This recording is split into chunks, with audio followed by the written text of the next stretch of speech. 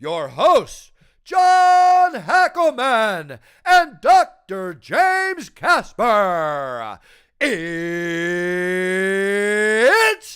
time for Pitmaster and the Doc. We're live. La la la la. I keep looking over here. Hey guys, Pitmaster here. I'm here with the Doc. John? Good Because we are doing Pitmaster and the Doc. And we have a very, very, very informative topic for you today. Whether you want to be a UFC champion, and I know how to train a UFC champion, by the way, or if you just want to stay safe on the street. When I say safe, I mean alive. Wait, before I even finish, okay, check this out. I had this brand made. It's like a brand. Like if you want to brand someone, it's the Pit Guy.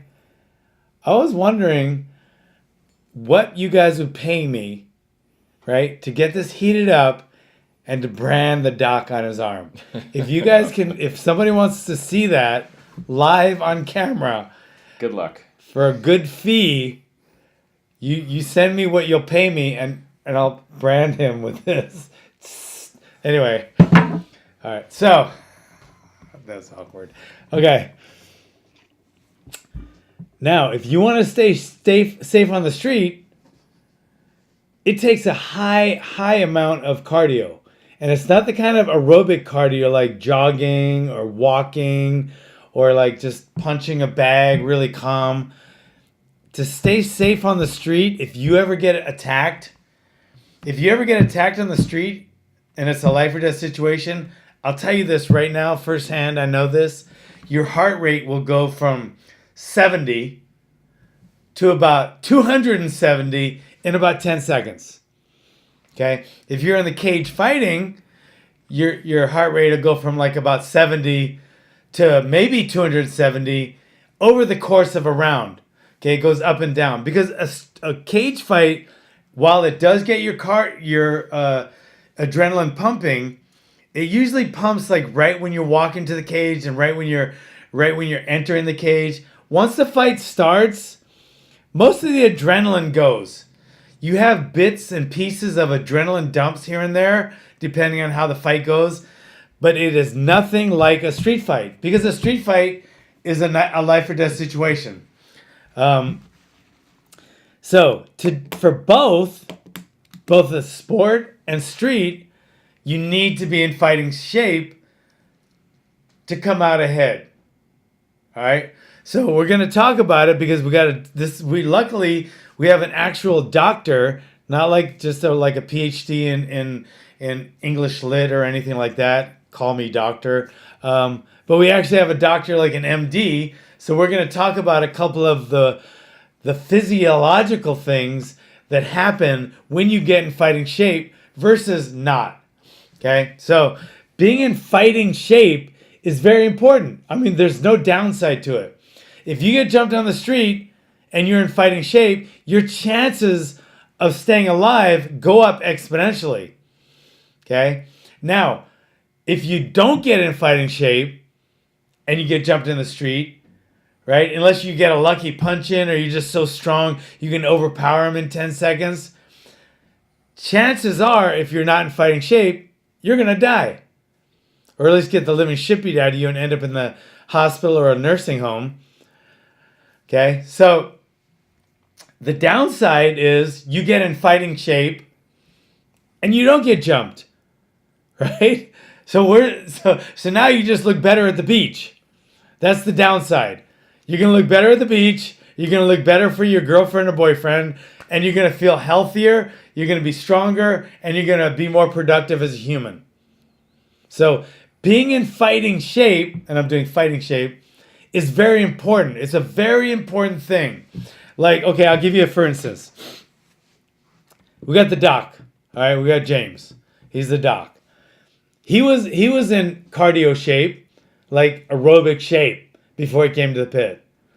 So he could probably take a good walk with his wife or they could jog or whatever. But if he got jumped in the street before and everything, the adrenaline just came to huge spike, I don't think he would have done too well back in the day. Okay, we actually drilled the other day, and I've been watching him train. Everything's changed now that he's been training, because the difference in our training and your training should be is we take our heart rate and bring it way up. We don't just bring it up so you can talk and you can chat, etc. We go to the anaerobic threshold. So we bring it up super high, and then we do fight related stuff or martial arts related stuff. So that helps my fighters that want to fight in the UFC and my regular students like doctors, lawyers, cops, or whatever that might get jumped in the street someday. So it's a different kind of being in fighting shape, but it's the same. You know what I mean? So the training's the same, the outcome or the goal is a little different. Okay? So, with that said, let's ask Doc. Okay, now, if I was trying to get in shape and I was trying to cut some weight and I just went jogging, 3 times or 4 times a week, I jogged a 5K, but then I got jumped in the street and my heart rate just skyrocketed. It's not used to going there. Versus I'm used to hitting the bag, doing burpees, doing grappling, doing takedowns, doing hard drills that bring my heart rate up in the gym. Then I get jumped in the street. Which do you think would leave me in a better position, and why? Well, I think both are better than most people. I mean, both are better than nothing. Yeah. So I think the people that jog or ride their bike to a pretty high level, they're in good cardiovascular shape. When I think about fighting shape, like what you're talking about right now, and getting jumped or whatever, for me, I would kind of break that into, mentally fighting shape. Right. Muscle memory, knowing what you're doing, having the skills to defend yourself.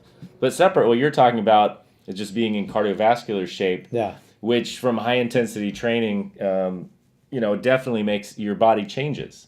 And you become trained, a trained athlete or a trained, person that's training, their cardiovascular system works differently than someone who doesn't train. And just like you can train and become trained and have a better cardiovascular output, be able to deliver more oxygen to your muscles and be in better shape and better to, withstand a situation that you're going to be in, you can also be detrained almost as quickly. So it's something you get and you need to maintain. There are studies that show you probably don't need to once you get to where you want to be, you can decrease your intensity a little bit and maintain it, but you need to continue to maintain it. And you can be detrained just as quickly. Whether you take a astronaut that's in outer space and there's no gravity for them, or you take someone that has a head injury and they're in a bed or in a coma, or you just put them in a cast. They break their leg and you put them in a cast.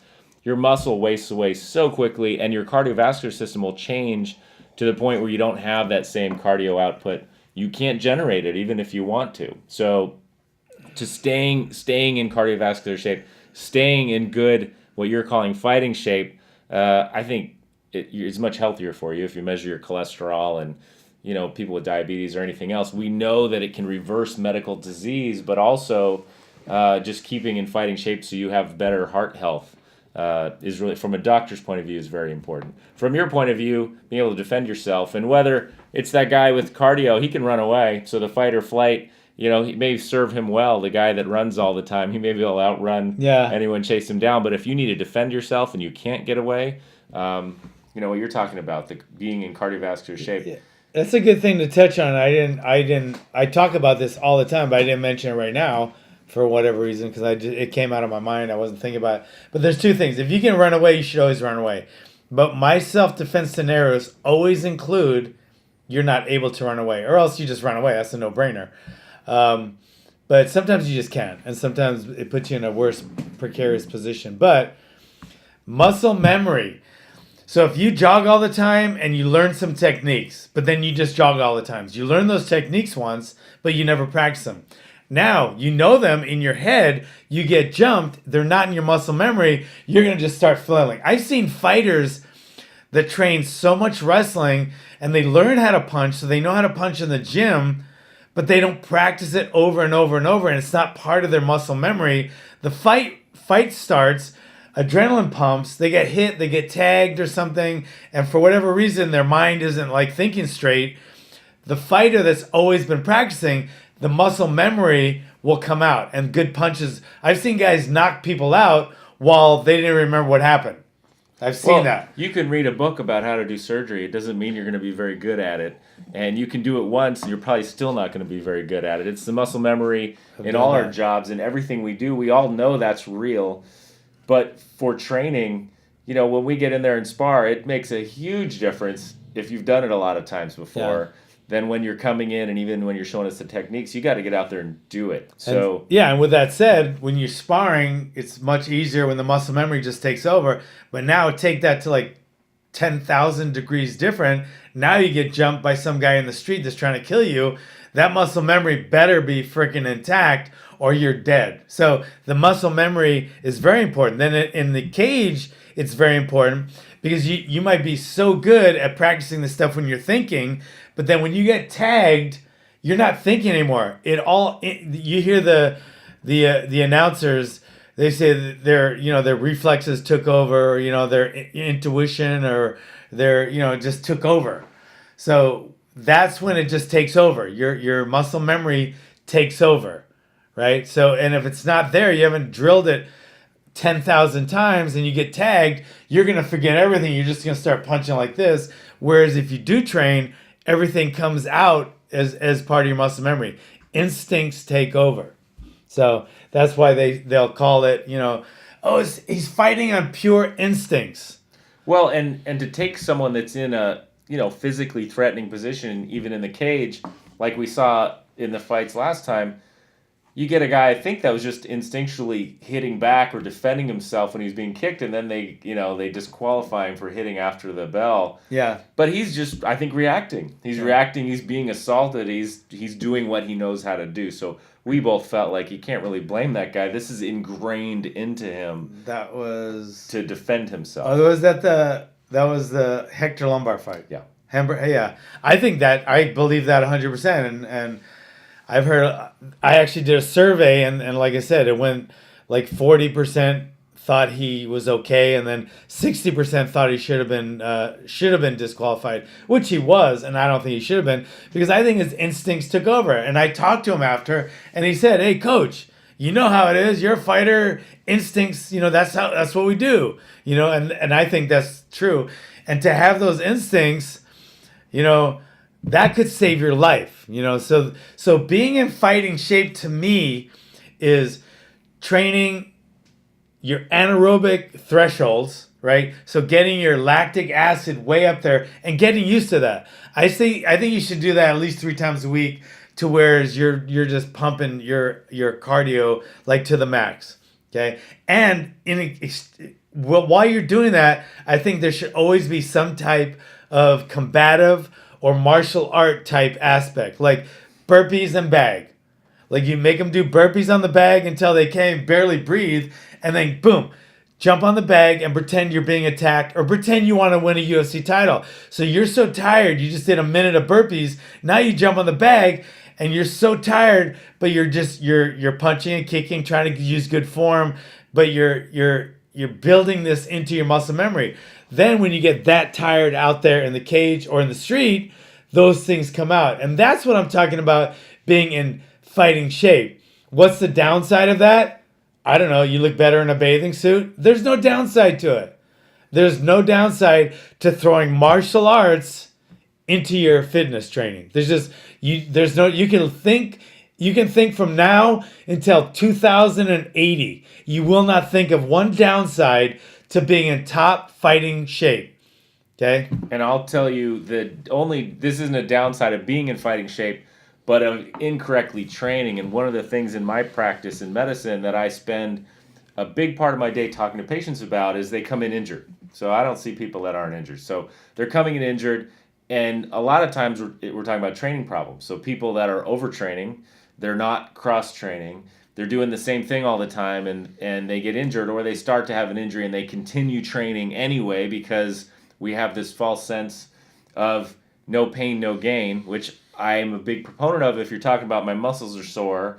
But if you're talking about my joint hurts, or I have an injury, and you train on it anyway, that always gets worse. That doesn't go away. Yeah. It always gets worse until it's so bad that you're in my office where you don't want to be. So it's the overtraining that becomes a problem. So doing what we do here, if you did that every day, would be terrible for Right. you.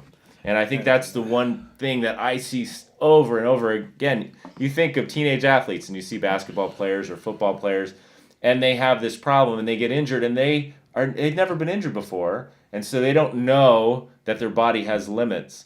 But then you see the same thing in a 40-year-old that's trying to train for a marathon, and they're trying to keep up with their sister who's been running for years. They can't. And so they end up with an injury from overtraining. So there's the extreme where people take things to the extreme, and you meet people like that all the time that overtrain, and you have to retrain them that's actually not good for you. Right. And that's a great point, and I want to say that's one of the reasons that I am such a great coach.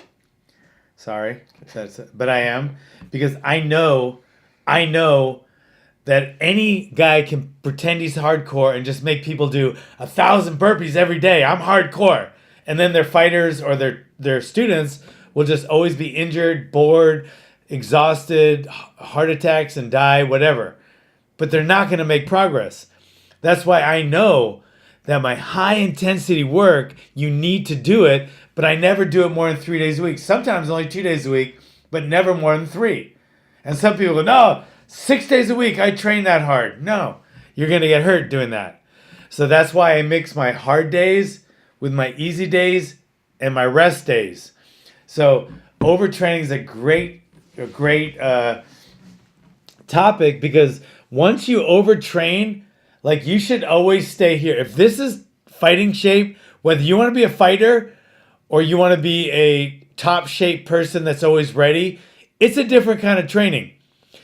Okay, it's a different training, because the fighter, the athlete, all right, they need to drill more. They need to practice. They need to practice bad scenarios more, and they need to spar more. But it's only for a short period. To get into fighting shape, once you're in shape, right? Like if I took James and I wanted to get, because he's in really good shape, and I wanted to have him fight in the UFC or in an MMA match. From where he is right now, it would probably, just conditioning and fighting shape, it would probably take me 6 weeks. It would probably take me 6 weeks to just get the timing and the drilling to get into a cage and fight.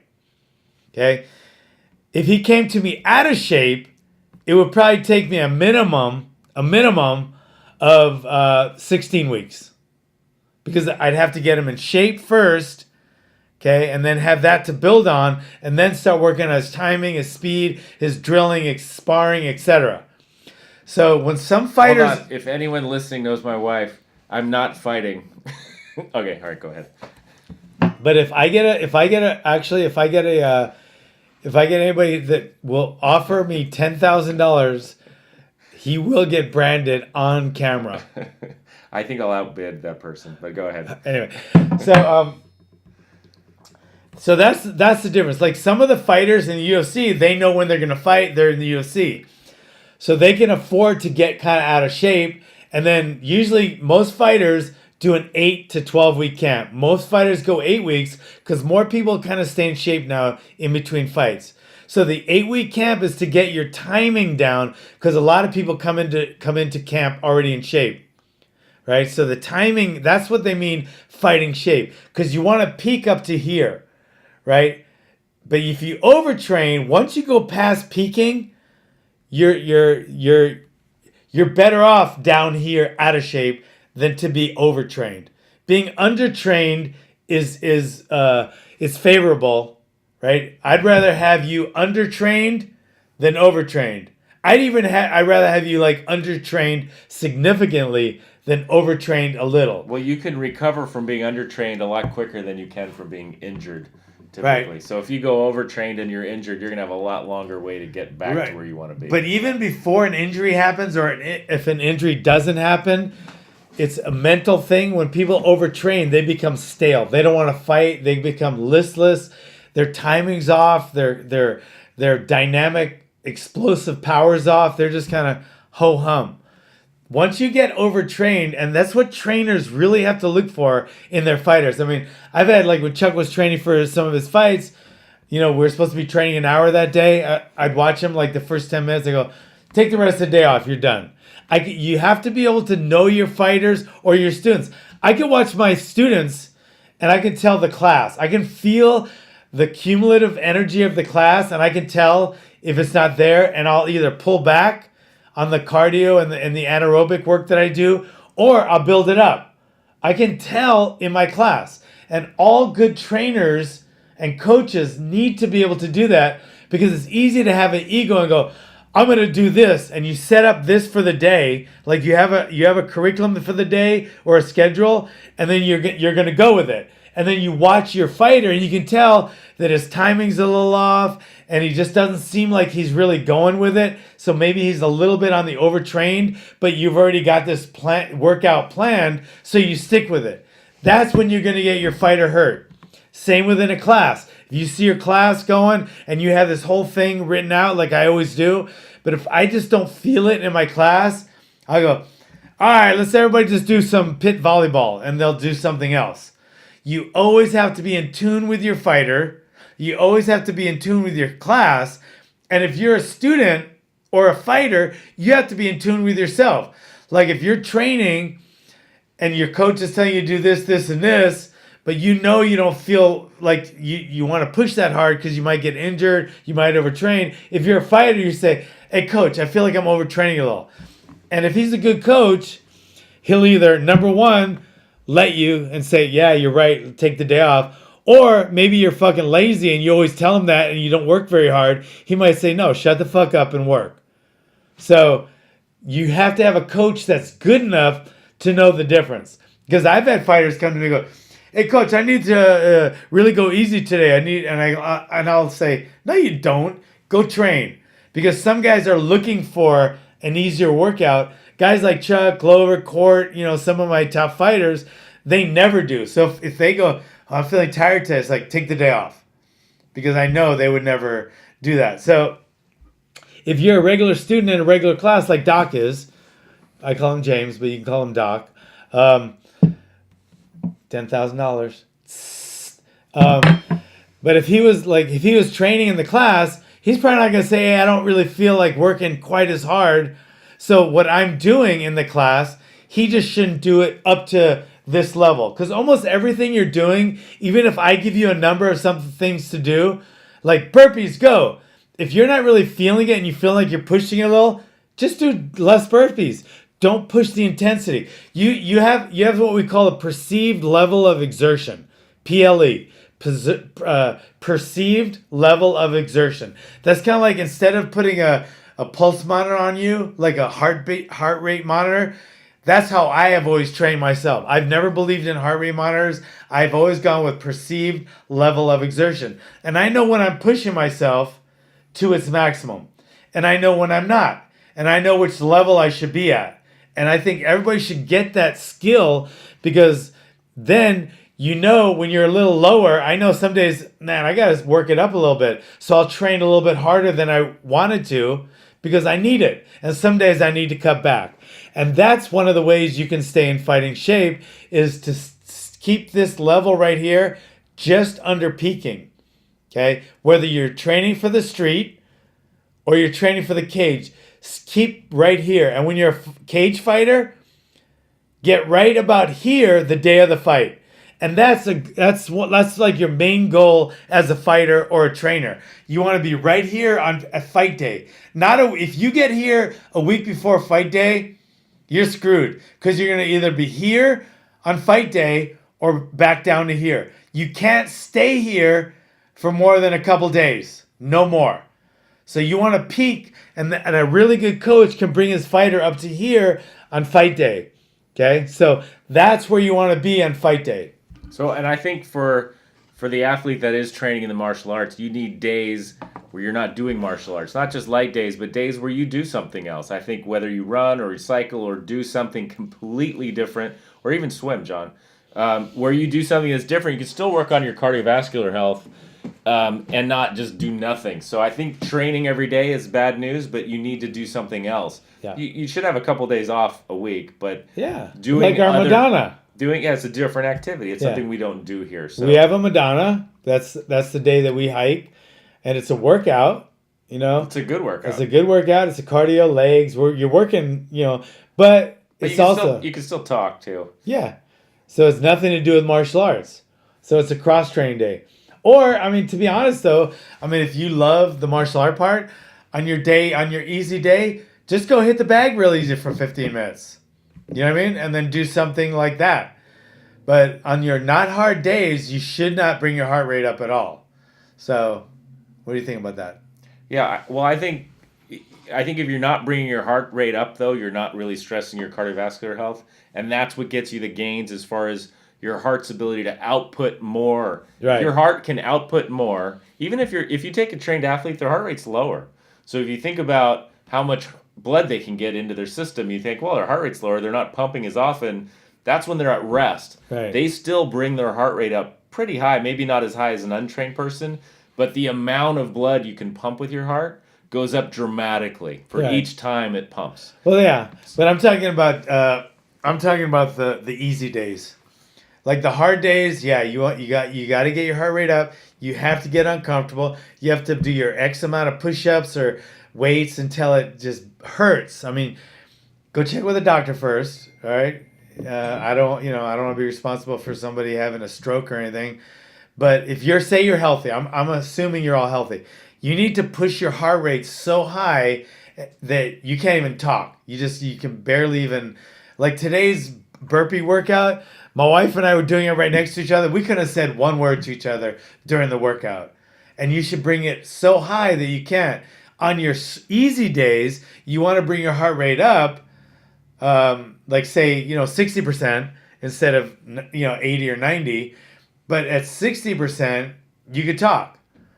So that's more of an aerobic workout as opposed to an anaerobic workout. Your easy days should be aerobic.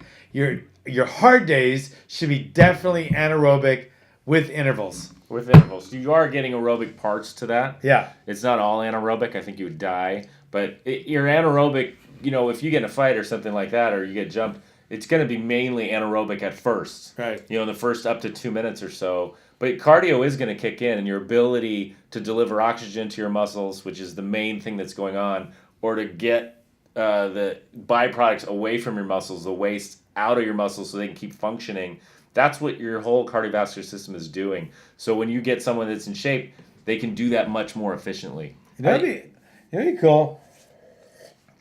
I think this would be a cool test. Have two guys, because they always talk about steroids and they do all this other stuff. But the main thing you need in a fight is oxygen.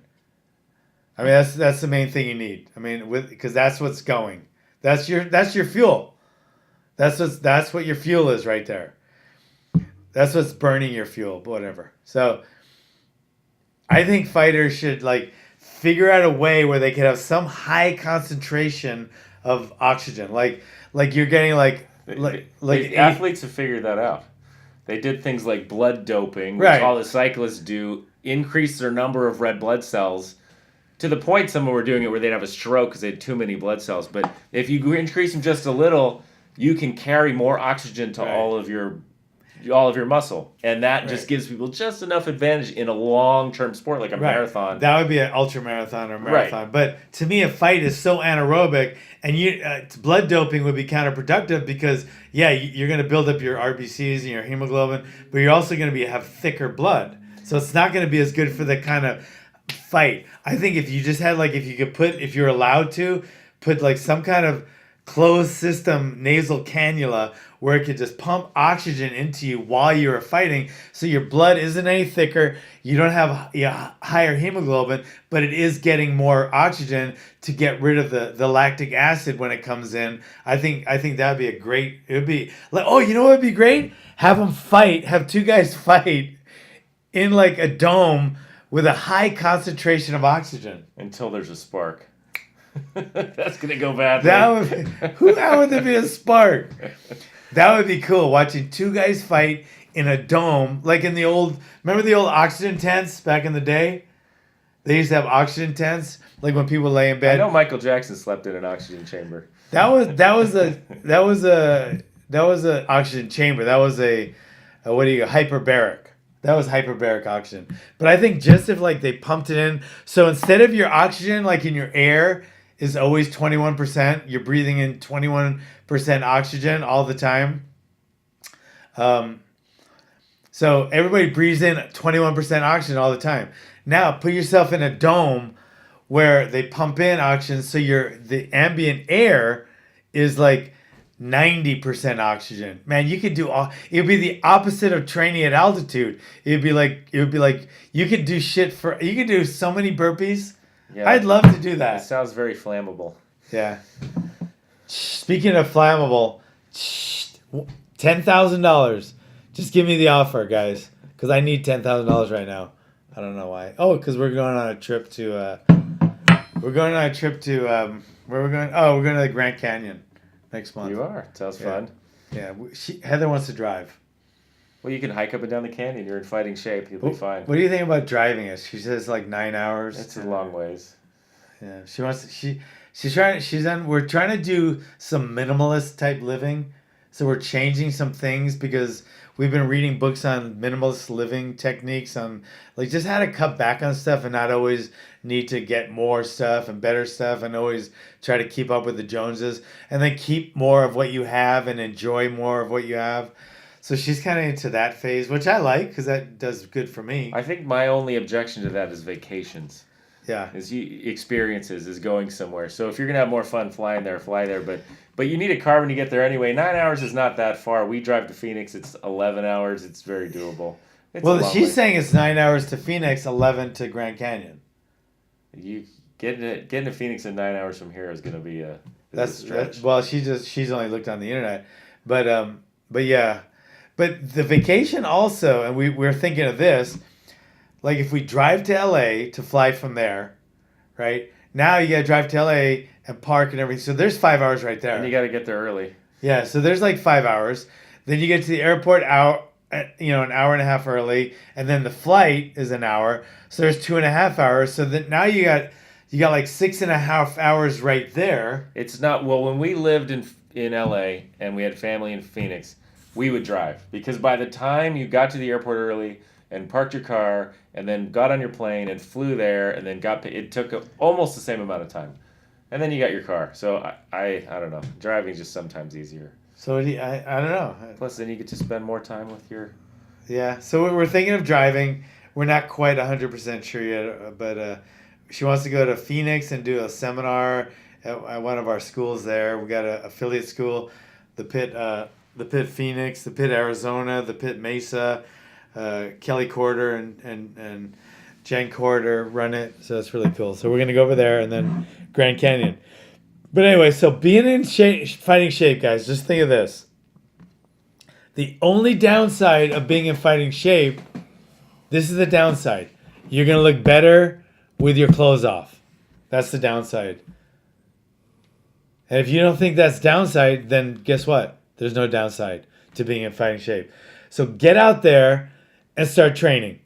If you need a training schedule or any advice on how many days to train, what kind of training you should do, write me a comment right here. We'll tell you. We will tell you how to get and stay in fighting shape. Whether you want to win a UFC title or just keep your family safe on the street. We got you covered for both. We're experts at keeping you guys in fighting shape, all right? Good one, John. Thanks. Good talk. I'll see you guys. Thanks for coming, guys. Comment and share, please. Thanks.